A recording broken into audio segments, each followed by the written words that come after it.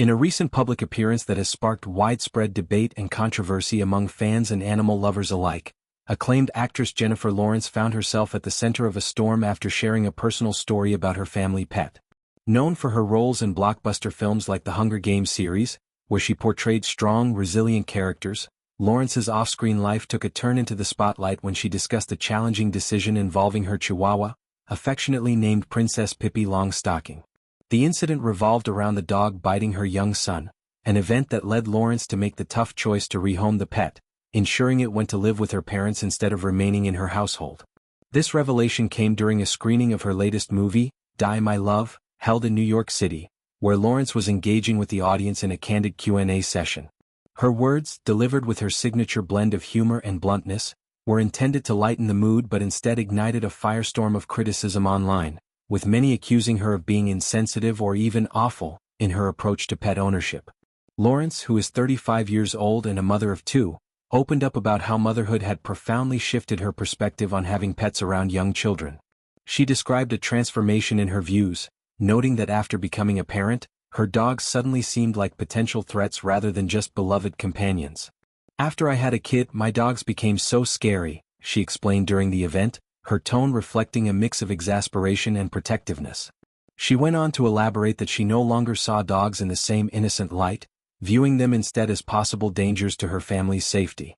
The pivotal moment came when one of her dogs, the Chihuahua in question, bit her son. This incident, while not detailed in terms of severity, was enough to push Lawrence to an emotional extreme.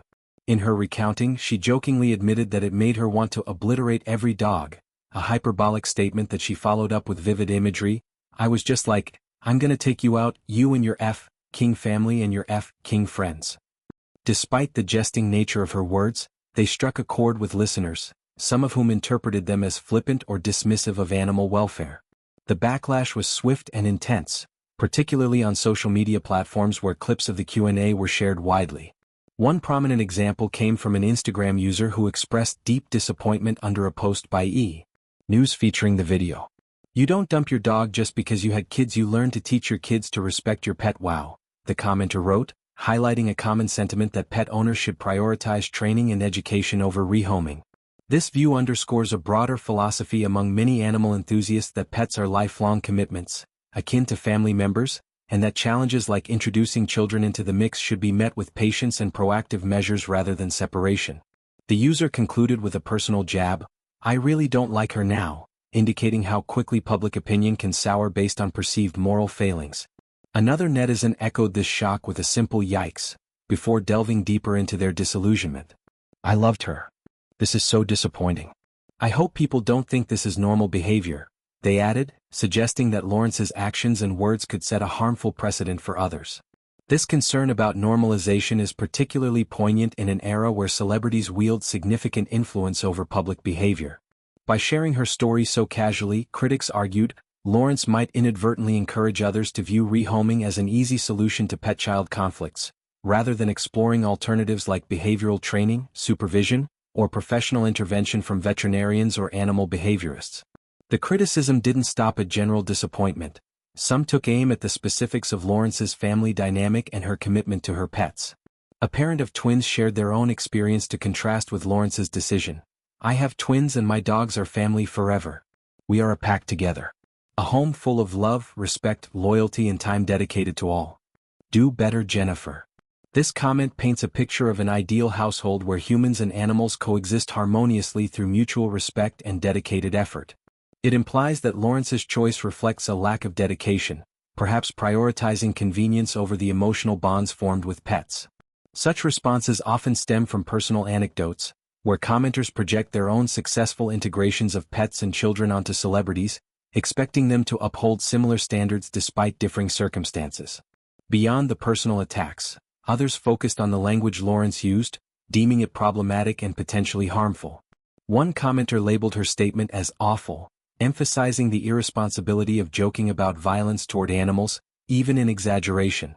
What's especially concerning is using a massive platform not only to normalize giving up a dog after a preventable incident, but to publicly speak so flippantly about obliterating dogs, they wrote. This critique delves into the power of words, especially from someone with Lawrence's reach.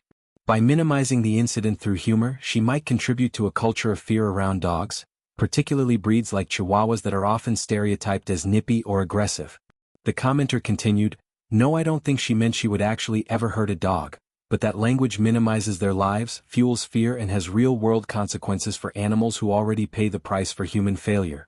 This points to broader societal issues, such as the high rates of pet surrender in shelters due to behavioral problems, many of which could be addressed with proper resources. The debate highlights ongoing tensions between animal rights advocates and parents navigating family safety.